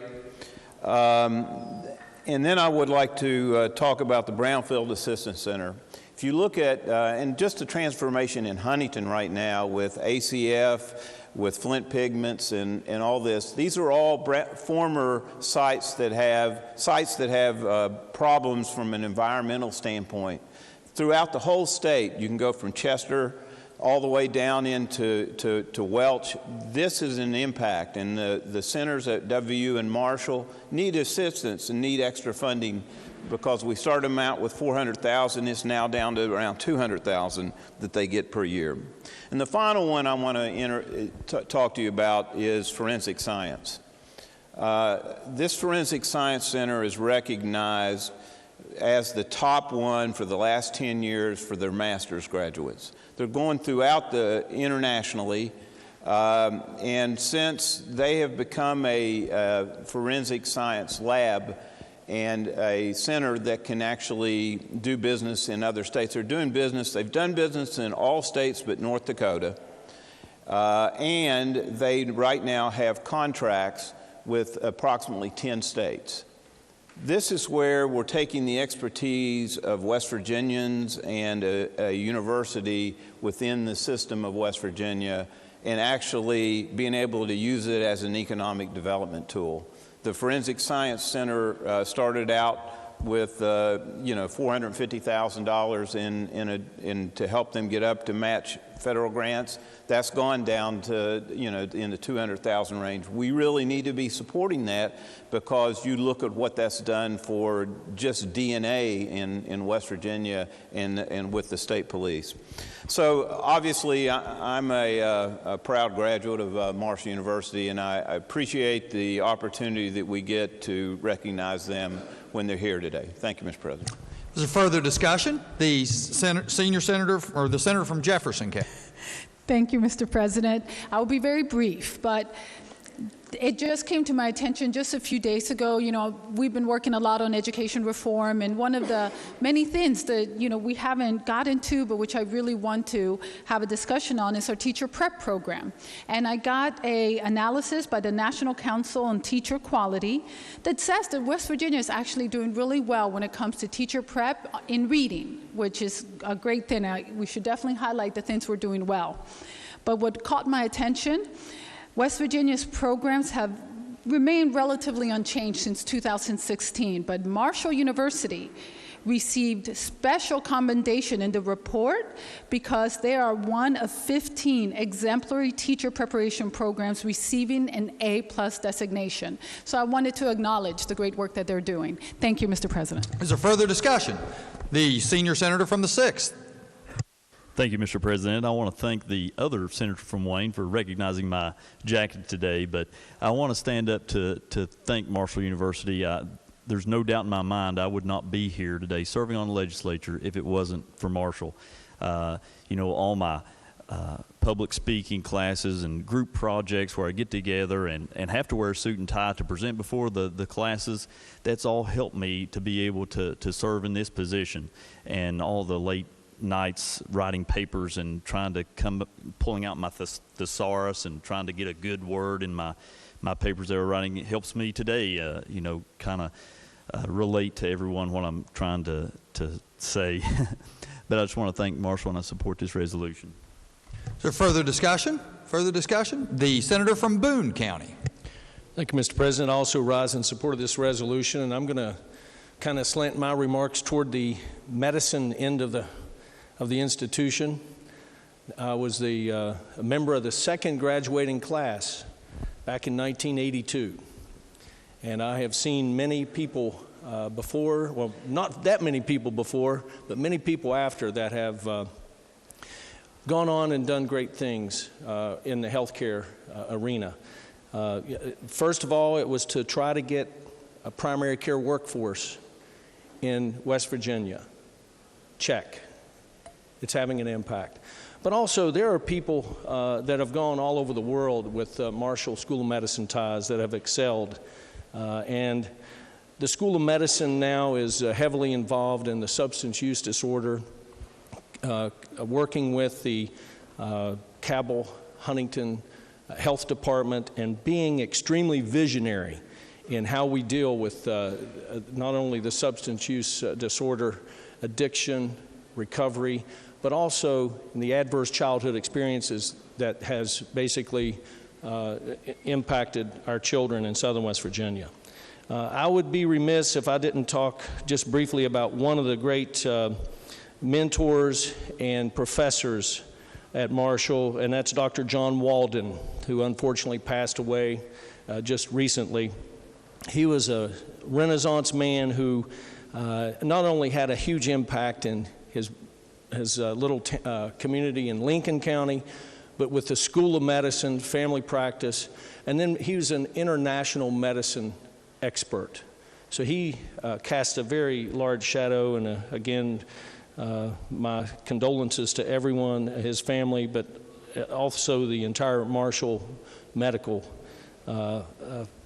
group. So again, I'm proud to be a graduate, a second graduating class. It's prepped me well, and I'm stand in strong support of this resolution. Thank you. Further discussion? Further discussion? The junior senator from the 17th. Thank you, Mr. President. I also stand in support of the resolution. You know, I can't imagine the footprint of West Virginia without the university. They have far exceeded, I think, everyone's expectations. They are a part of the fabric of what I think is keeping West Virginia afloat when other universities and education institutions have struggled. They have continued to thrive and continue to be a leader for us and our citizens. Mr. President, I would also like to ask unanimous consent that the comments from the senior and junior senators from the 5th, the senator from Jefferson and senator from Boone, be placed in the appendix of the journal. Without objection, so ordered. Is there further discussion? If not, question before the Senate is adoption of resolution. All those in favor will say aye. Those opposed, no. The ayes appear to have it. The ayes do have it. I declare the resolution adopted. Junior senator from the 17th. Thank you, Mr. President. I move the Senate stand in brief recess for the purpose of presenting the resolution. Junior senator from the 17th moves that the Senate stand in recess for the purpose of presenting this resolution. All those in favor will say aye. Those opposed, no. The ayes appear to have it. The ayes do have it. I declare the Senate in recess to present this resolution.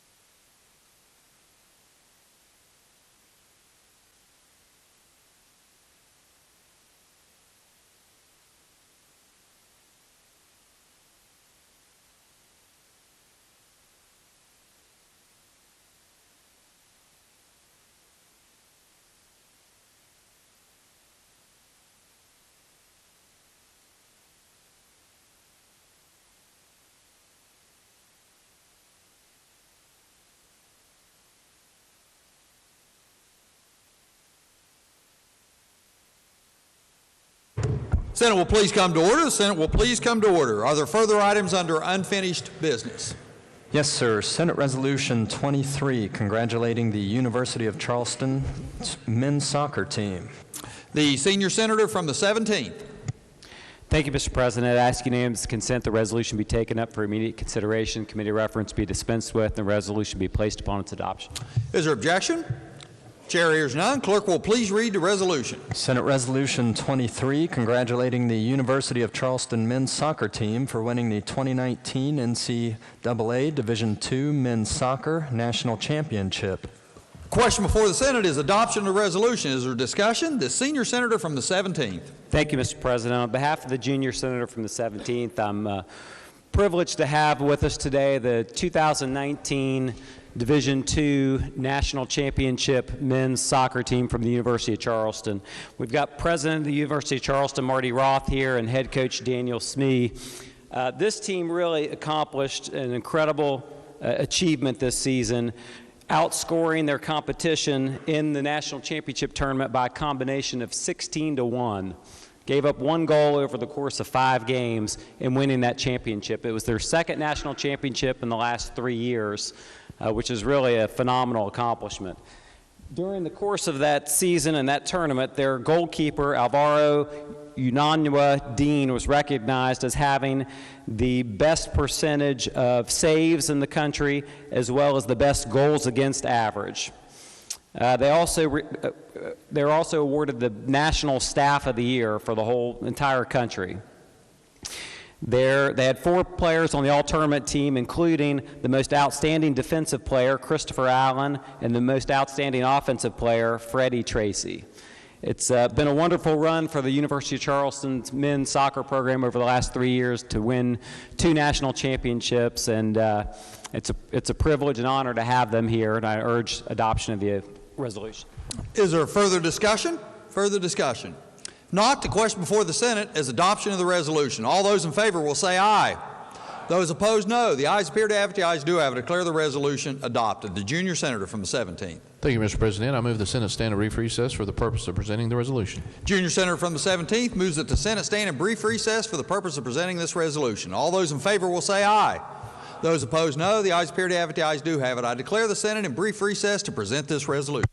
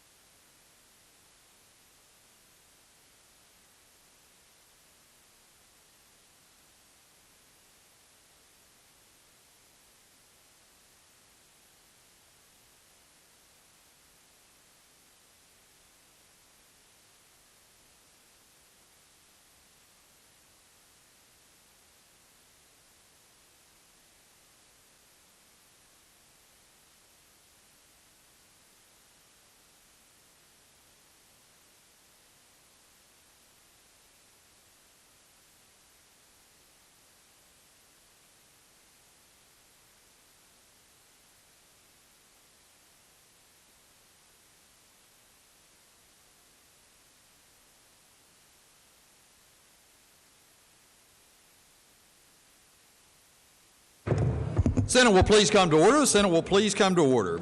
Are there further items under unfinished business? No, sir. Bills on third reading. Engrossed committee substitute for Senate Bill 175, requiring certain agencies maintain website which contains specific information. Third reading of the bill. The question before the Senate is, shall the bill pass? Is there discussion? The senior senator from the 6th.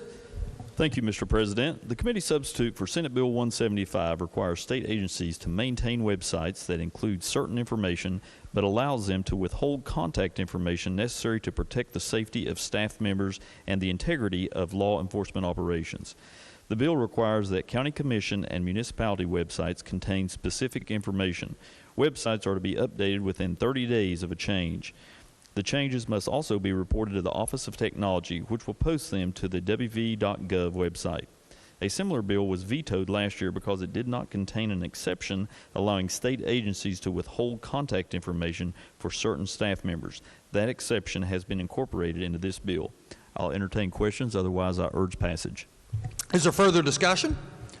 If not, all those in favor will vote yea. Those opposed will vote nay. The clerk will prepare the machine.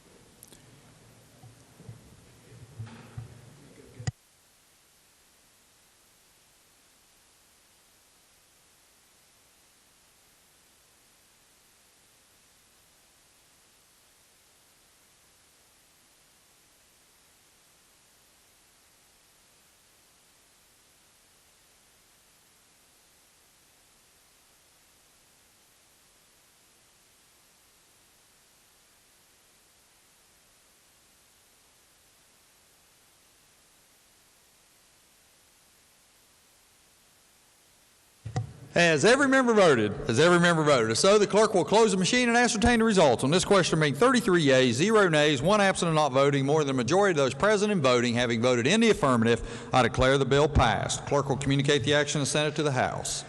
Engrossed committee substitute for Senate Bill 261, creating criminal penalties for introducing ransomware into computer with intent to extort. Third reading of the bill. The question before the Senate is, shall the bill pass? Is there discussion? The senator from Morgan County. Thank you, Mr. President. The committee substitute for Senate Bill 261 amends 2 sections of the state code. They're both in Chapter 61, which is a criminal code, and they're both in Article 3C, which is our West Virginia Computer Crime and Abuse Act. The 2 sections amended are Sections 3 and Section 4. Section 3 is a definition section, and the amendments to that section move the definition of financial instrument, but it adds a new definition of the term ransomware. That's defined now in Section 3. Section 4 defines new offenses, new felony offenses for a person who, with the intent to extort money or other consideration from another, introduces ransomware into a computer system, or a network. It's a felony offense, and upon conviction, it's a big fine or imprisonment up to 10 years or both. And subsection C makes it clear that a person is criminally culpable if he introduces the ransomware or induces somebody else to do it with the intent to extort money. Mr. President, be happy to try and answer questions. Otherwise, I urge the passage of this bill. Is there further discussion? Not, all those in favor will vote yea. Those opposed will vote nay. The clerk will prepare the machine. Has every member voted? Has every member voted? If so, the clerk will close the machine and ascertain the results. On this question being 33 yeas, 0 nays, 1 absent and not voting, more than the majority of those present and voting having voted in the affirmative, I declare the bill passed. Clerk will communicate the action of the Senate to the House. Engrossed committee substitute for Senate Bill 339, authorizing DHHR promulgate legislative rules. Third reading of the bill. Question before the Senate is, shall the bill pass? Is there discussion? Senator from Morgan County. Thank you, Mr. President. The committee substitute for Senate Bill 339 is a rules bundle. It is bundle number 5, and it contains 16 rules. It's the bundle for the DHHR. There are 15 rules in it that are proposed by the DHHR, and then one rule that is proposed by the West Virginia Healthcare Authority. I'll go through them pretty quickly. The first rule is the Department of DHHR rule relating to public water systems that flows as a result of House Bill 2612 passed last year. The second DHHR rule, the first one is codified at 64 CSR 3. The second DHHR rule is codified at 64 CSR 30, and it relates to fees and permits, and it's a rule required by the provisions of House Bill 2945, which was passed last year. And there's a big, long explanation of fee and permit caps, fee caps in the rule. The DHHR rule, the next one, is a vital statistics rule codified at 64 CSR 32. There is a DHHR rule regarding emergency medical services. That's codified at 64 CSR 48. And that relates to the Office of Emergency Medical Services. The next rule is a DHHR rule regarding primary care support program. It's codified at 64 CSR 70. The next rule in the bundle is a DHHR rule relating to primary care seed money grants. That's codified at 64 CSR 71, and it's a repeal of an existing rule that established standards and procedures for the awarding of grants. Result of the passage of Senate Bill 641 during last year's regular session. The next rule in the bundle is a DHHR rule regarding the medical cannabis program. It's codified at 64 CSR 109, and it's a new rule. It establishes general provisions of the medical cannabis program, implementing that statute the legislature has passed and amended. The next rule in the bundle is a DHHR rule regarding the medical cannabis program that relates to growers and processors. That's codified at 64 CSR 110. Again, same thing. It's establishing regulations for growers and processors in the medical cannabis program. The next rule is a DHHR rule relating to the medical cannabis program, codified at 64 CSR 111, and that's the certification and operation of laboratories for the testing of the medical cannabis. The next rule in the bundle is a DHHR rule. It's a medical cannabis rule, and it relates to the dispensaries.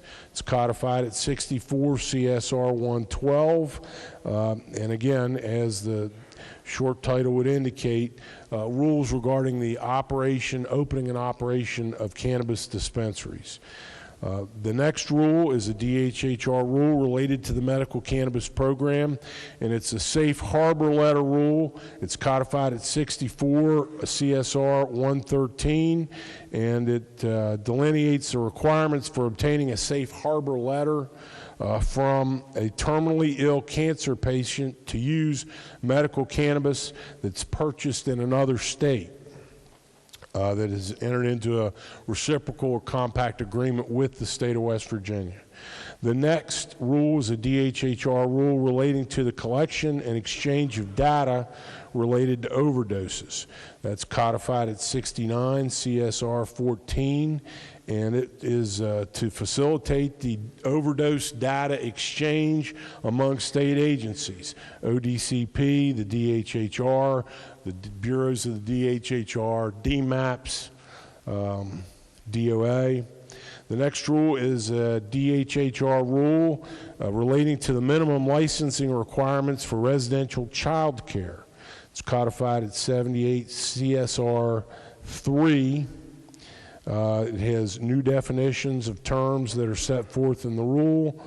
Requires organizations to submit a request for criminal history, background checks, and a protective services record check to the West Virginia CARES Unit. Other provisions. That's a lengthy rule. The next rule is a DHHR rule regarding qualifications for provisional license to practice as a social worker. That's codified at 78 CSR 24.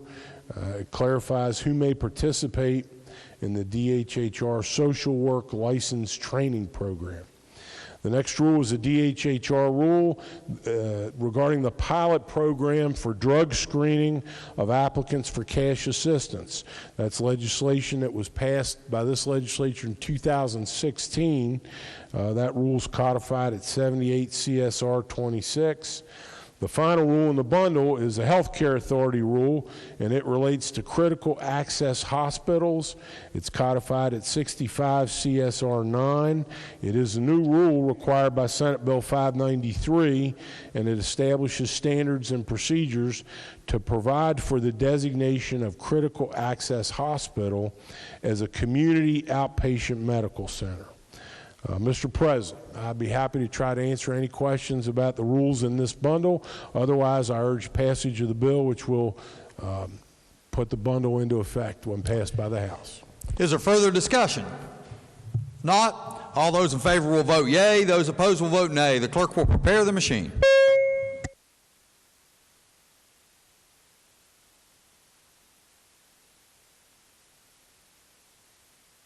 Has every member voted? Has every member voted? So the clerk will close the machine and ascertain the results. On this question being 33 yeas, 0 nays, 1 absent and not voting, more than the majority of those present and voting having voted in the affirmative, I declare the bill passed. Junior Senator from the 17th. Thank you, Mr. President. I move the bill be made effective from passage and request unanimous consent. The roll call used on passage of the bill be used to make it so effective. The Junior Senator from the 17th moves that the bill be made effective from passage and request unanimous consent that the roll call used on passage of the bill be used to make it so effective. Is there objection? Chair hears none. On this question being 33 yeas, 0 nays, 1 absent and not voting, more than 2/3 of those elected having voted in the affirmative, I declare the bill effective from passage. Clerk will communicate the action of the Senate to the House. Are there further bills on third reading?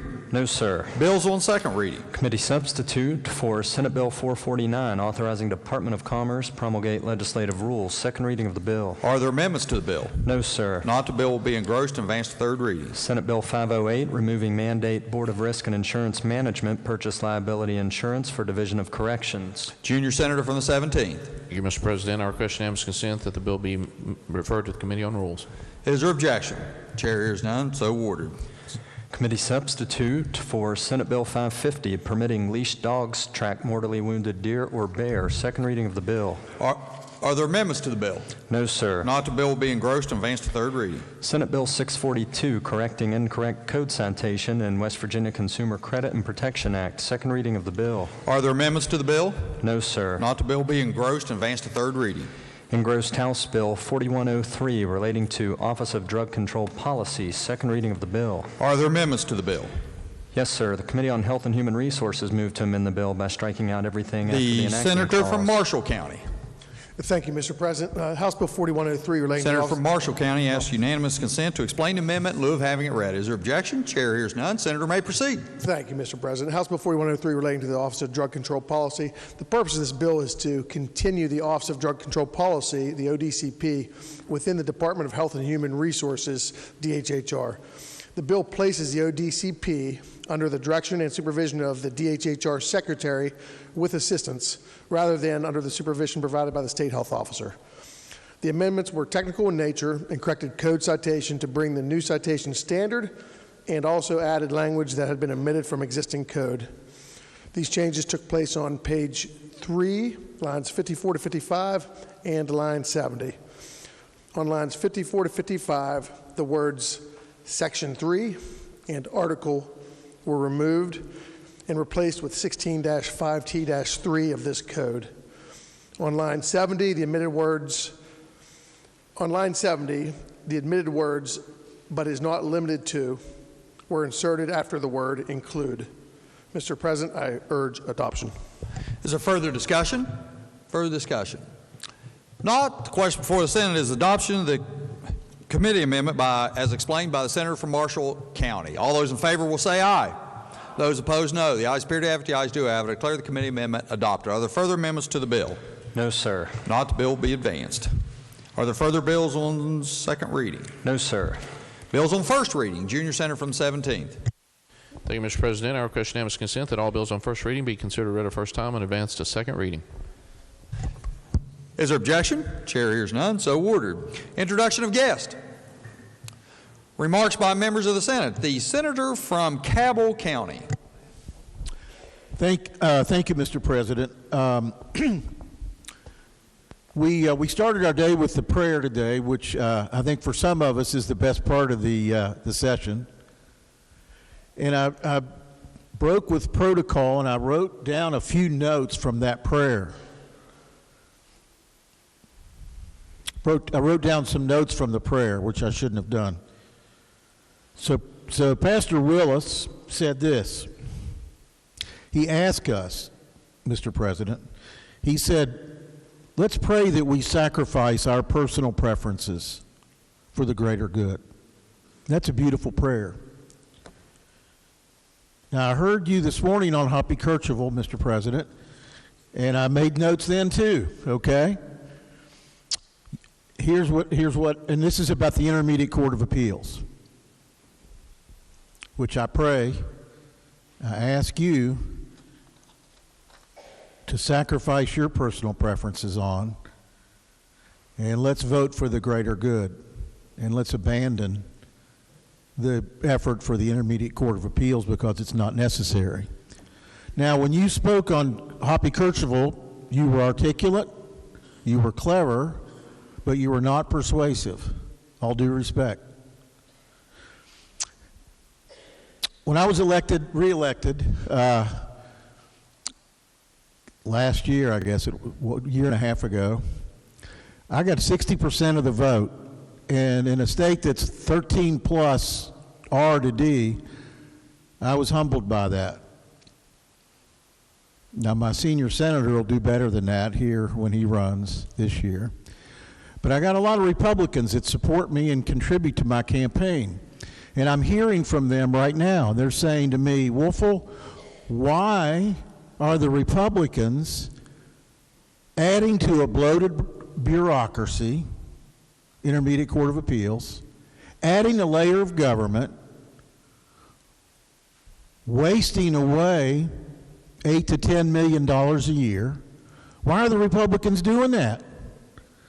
I said, I don't know. Now, I've heard that, Mr. President, that you are going to make this a caucus vote, but I don't believe you will. And I'll tell you why I don't believe you will.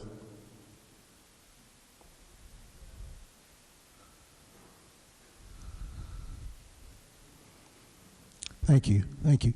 I don't believe you'll make it a caucus vote because you're not going to hang your members out to dry when they don't believe in increasing the bureaucracy of our government.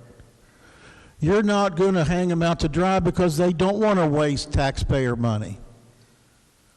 So please, I ask you, let's ease off on the Intermediate Court of Appeals, and let's spend that money for one of the many, many other good causes that we each know our state demands. Thank you, Mr. President. Thank you. Further remarks? Junior Senator from the 17th. Thank you, Mr. President. It just seems to me that there seems to be a theme here, but this body as a whole, there's lots of bills that circulate that I strongly believe in. There are bills that circulate that I strongly disagree with. But I would just encourage all members that, and this is the time for remarks, but those bills should be defended in the committee process. They should be defended on the floor. I may not like them, but as a member of this body, I have equal rights just like everyone else in this body to defend those things, and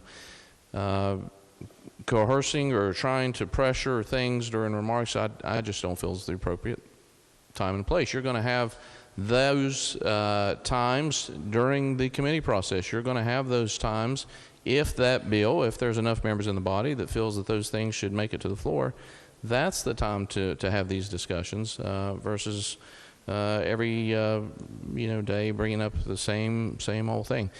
The other thing I would say, and I'm only bringing this up because I think there's a decorum that we as the upper body should maintain in terms of personally calling other individuals out, whether it be any of us in this chamber, but especially Senate President. I will say first and foremost that no one has ever coerced our body, our caucus, and I would imagine nobody has asked your caucus to bear down on the vote. In fact, what I've heard in subcommittee members or in caucus meetings, etc., is vote your heart, vote your conscience. And if I didn't believe that every single one of us was doing that, I would not be a member of this body. So thank you, Mr. President. Thank you. Further remarks? The senator from Harrison County.